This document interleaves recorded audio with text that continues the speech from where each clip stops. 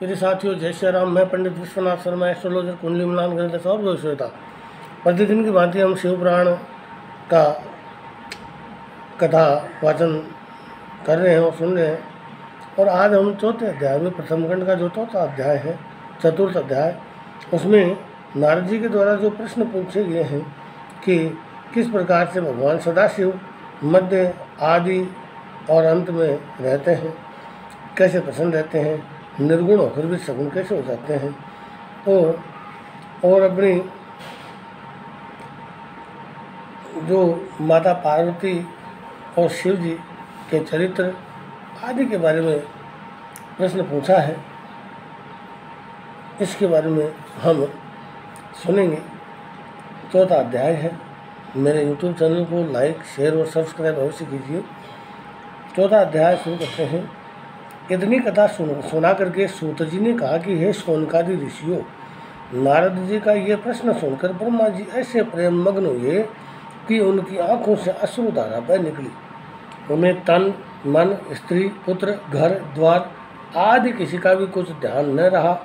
बहुत देर बाद जब वे प्रकृतिस्थ हुए तब शिव शिव कहते तथा शिव जी का ध्यान करते हुए हंसकर बोले कि हे नारद, तुम्हें बहुत बहुत धन्यवाद है। तुमने मेरे संपूर्ण कुल को मुक्त कर दिया है, क्योंकि तुम्हारे हृदय में भगवान सदाशिव भोलेनाथ की भक्ति उत्पन्न हो गई है। इस प्रकार प्रशंसा करने के उपरांत पितामह ब्रह्मा जी ने नारद जी से कहा कि हे पुत्र, मैं सर्वप्रथम अपनी बुद्धि के अनुसार भगवान सदाशिव के निर्गुण चरित्र का वर्णन करूँगा। उसके बाद उनकी सगुण महिमा को बताऊँगा। तुम्हें ये जान लेना चाहिए कि जिस समय सृष्टि का कहीं चिन्ह भी न था, उस समय भगवान सदाशिव ही निर्गुण रूप में सर्वत्र व्याप्त सच्चिदानंद स्वरूप एकमात्र परब्रह्म थे। वे भगवान सदाशिव सत्य एवं परमानंद रूप हैं। वे मन तथा वचन के स्वामी हैं और नाम रूप से हीन हैं। वे किसी के वशीभूत न तो देखने में आते हैं और न कोई उनका आदि अंत ही जानता है। वे किसी के वशीभूत न होकर संपूर्ण सृष्टि के स्वामी बने हुए हैं। वे ही मनुष्यों के कर्मों के साथी हैं तथा सर्वव्यापक होते हुए भी सबसे भिन्न रहते हैं।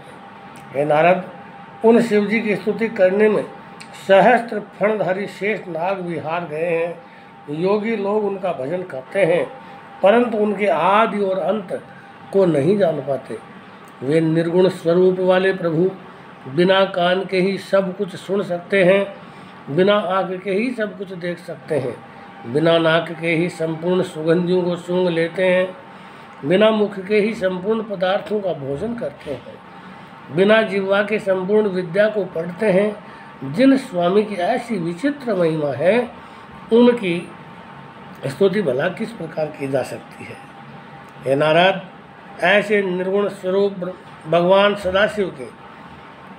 सदाशिव ने जब अपने मन में ये इच्छा की कि हम एक से अनेक हो जाएं, उस समय वे सगुण रूप हो गए। उनके निर्गुण एवं सगुण रूप में कोई अंतर नहीं है। उन्होंने विष्णु और ब्रह्मा को उत्पन्न किया है एवं वे ही संपूर्ण प्राणियों में प्रतिष्ठित विराट स्वरूप हैं। उनके सहस्त्रों नाम हैं, जिनमें शिव, शंकर, हर, नाथ, महेश, परमदेव, वामदेव, जगदीश्वर, परमेश्वर, परमात्मा, ब्रह्म, गिरीश, शंभु, सदाशिव, अनीश, विबुध, पार्वतीपति, चक्री, त्रिशूलपाणी, ईश्वर, सुखदाता, अनादि, अनंत, सर्व आदि संसार में अधिक प्रसिद्ध नाम हैं। वे भगवान सदाशिव ब्रह्मा एवं विष्णु द्वारा मान प्राप्त करते हैं।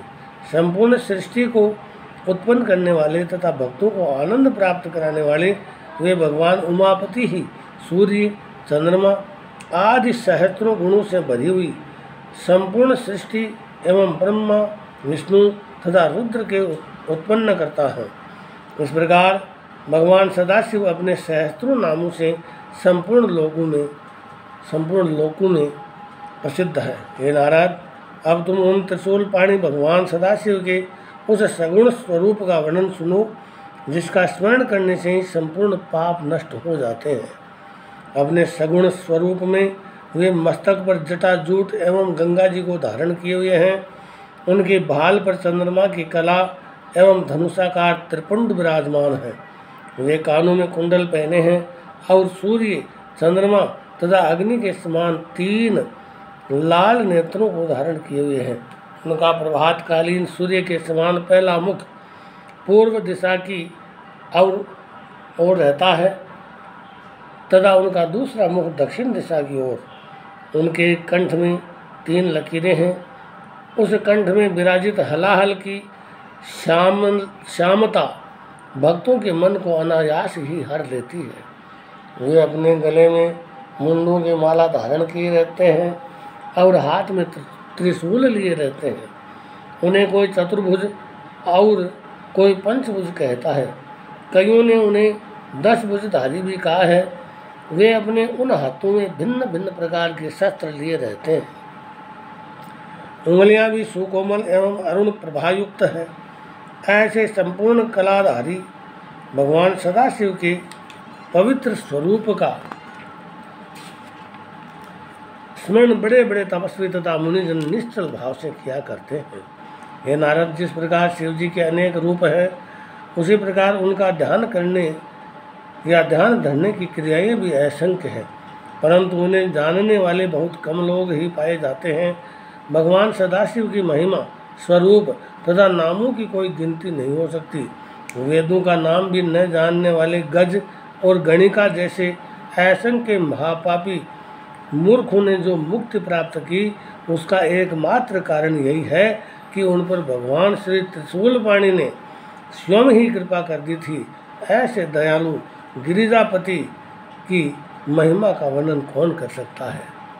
हे नारद, भगवान सदाशिव ने ही अपने आनंद के निमित्त शक्ति को प्रकटा था अर्थात प्रकट किया था, अर्थात भगवान त्रिशूलपाणि के तेज द्वारा ही महाशक्ति का जन्म हुआ है।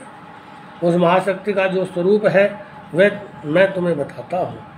वे देवी 16 श्रृंगार किए हुए हैं। उनका शरीर श्याम कमल के समान कोमल है। उनके केश घुंघराले तथा कृष्ण वर्ण के हैं। उन शक्ति स्वरूपा देवी के ऐसे अनुपम स्वरूप का ध्यान धरकर भक्तों को अत्यंत प्रसन्नता की प्राप्ति होती है।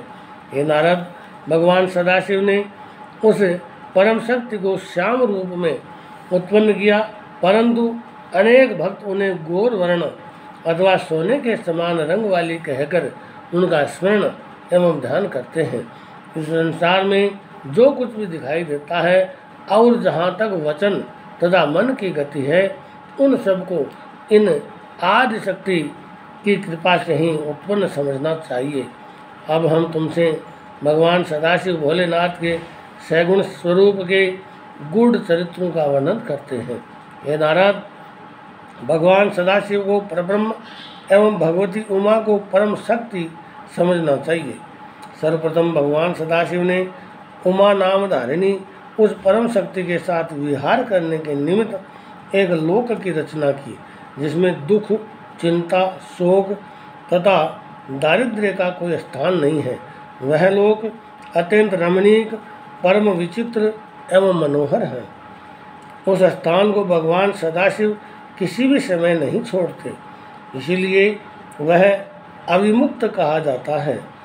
वह स्थान सृष्टि के संपूर्ण जीवों को आनंद देने वाला होने के कारण आनंद वन के नाम से भी प्रसिद्ध है। वह स्थान सिद्ध रूप, तेज स्वरूप तथा अद्वितीय होने के कारण काशी भी कहा जाता है। उस नगर में भगवान सदाशिव ने अपनी इच्छा से एक ऐसे भवन का निर्माण किया जो अनेक प्रकार के रत्नों से अलंकृत है, जिसमें मोतियों की झालरें लटका करती है और जहाँ छत्र, विमान आदि असीमित संख्या में रखे हुए हैं। उस लोक अथवा नगर में कल्प वृक्ष के समान मनोअभिलाषा पूर्ण करने वाले सहस्त्रों वृक्ष विद्यमान हैं। उस भवन को भगवान सदाशिव ने अपनी आदि शक्ति सहित सुशोभित किया। उन्होंने परम शक्ति को संबोधित करते हुए कहा कि हे प्रिय, यह लोक अत्यंत उत्तम, परम पवित्र एवं प्रसन्नता प्रदान करने वाला है। अतः ये मुझे तथा तुझे अत्यंत प्रिय है। यहाँ किसी भी प्रकार के दुख का कभी प्रवेश न हो सकेगा। जो मनुष्य यहाँ पहुँच जाएगा वह नरक के दुखों से मुक्त हो जाएगा।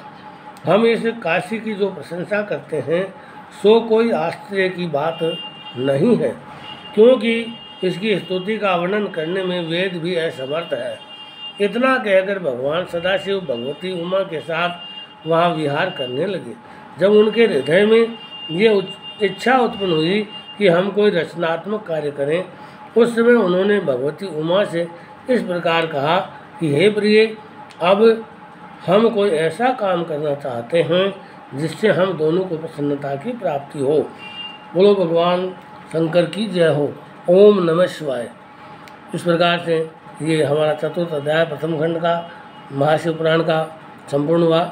मेरे यूट्यूब चैनल को लाइक शेयर और सब्सक्राइब अवश्य कीजिए और इसी क्रम में प्रतिदिन की भांति आपके सामने ये शिव महापुराण की कथा चालू रहेगी। प्रतिदिन सुने, भगवान शिव जी का, भगवान भोलेनाथ का, भगवान सांब सदाशिव का आशीर्वाद और कृपा प्राप्त करें। जय भोलेनाथ।